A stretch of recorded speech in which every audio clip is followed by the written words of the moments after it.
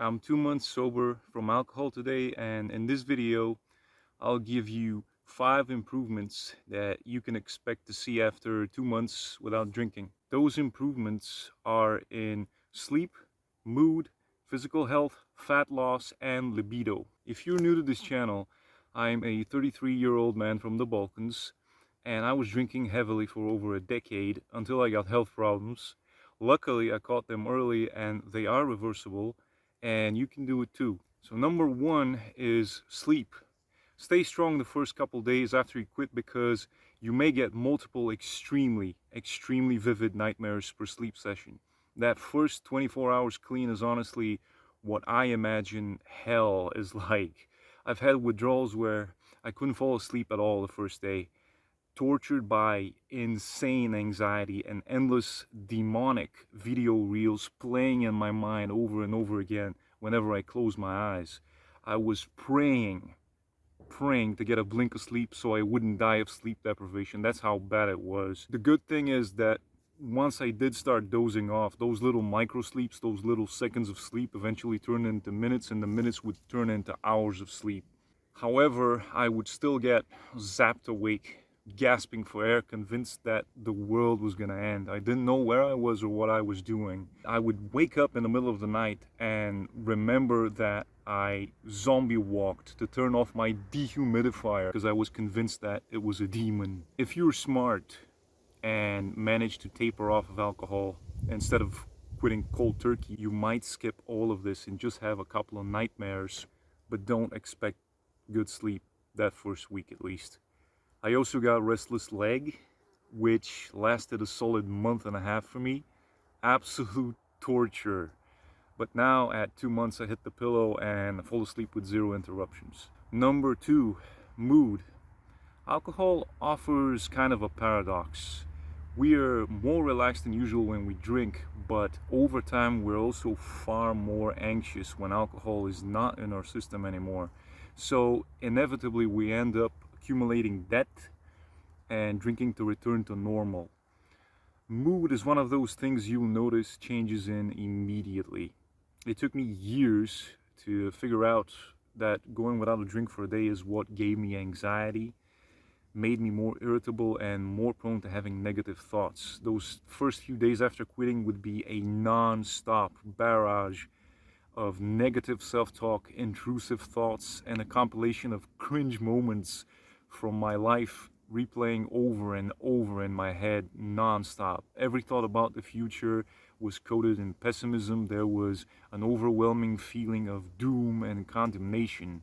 You'll get flooded with memories of every single bad interaction you've ever had, no matter how insignificant, fully convinced that these interactions are proof that the world is out to get you, that everyone knows you're a loser, that you're worthless, that your family wishes you were gone, and that everyone talks behind your back and schemes to destroy you.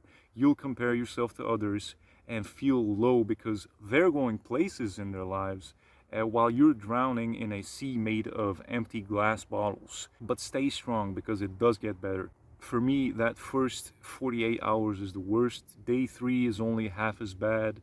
Day 4 is only half as bad as day 3, etc. And by the end of the week, you'll be physically and mentally resurrected. It takes me about 2 weeks to feel like a brand new person, typically. Once you're there, your mood will stabilize and you will be able to problem solve with a cool head. For about a month, though, you may still get the occasional intrusive thought out of nowhere, but remember, that will not last forever. At month 2, I feel like my drinking days are so far away that they might as well have taken place on an alien planet. Number 3, physical health. That one takes a bit longer, and you can feel the progress on a week-to-week basis. I noticed slow improvements in my skin, my digestion, pain, and becoming less bloated within a couple of weeks. I had stomach pain, indigestion, and acid reflux for about a month after I quit. But one thing that really worried me was pain in my upper right side, right underneath the ribcage where the liver is, and that would start randomly every day and would last for a few minutes. That lasted for about a month. I was getting pains every single day for about a month, and then I would only get it a few times a week, and then it just completely disappeared. My blood pressure was pretty high as well. I went to my doctor for my annual checkup last month, and my blood pressure was 140/90. I want to do a full blood panel, but I don't know what to ask for when it comes to my liver. Enzymes, fibroscan. Let me know in the comments what kind of tests you got and what I should ask for, because I honestly don't know. Number 4, fat loss. I was really craving sugar that first month sober because I had been so used to the carbohydrates and beer, and I gladly snacked on sugar because I didn't want to torture myself with unnecessary deprivation. I've done keto in the past, and while it does work, the restrictions put a lot of physical and mental stress on you when you should be focusing on recovering. My reasoning was alcohol couldn't kill me, so I ain't afraid of a little sugar. But at 2 months, I no longer crave sugar.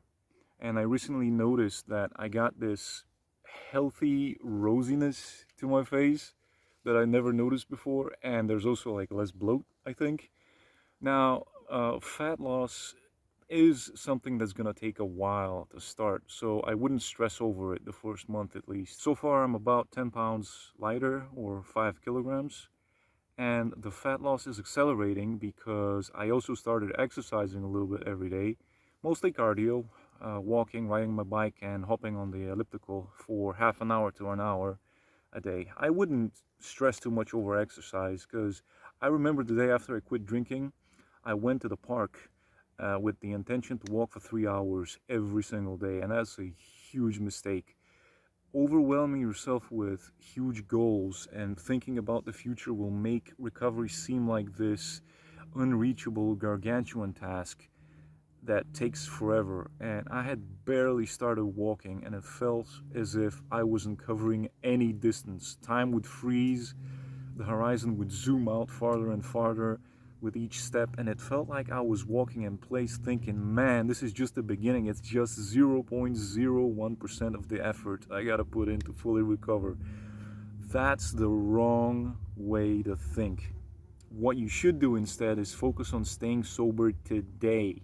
Don't worry about tomorrow or 6 months from now. You'll get overwhelmed.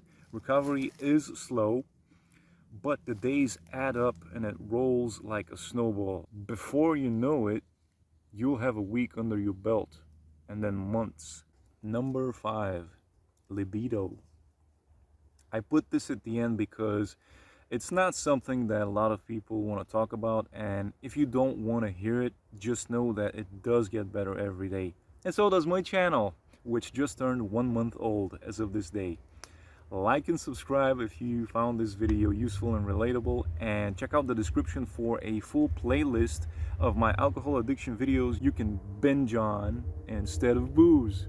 Okay, if you're still here, regardless of gender, alcohol has this kind of aphrodisiac effect both when you drink it, but especially during hangovers, and that's a thing.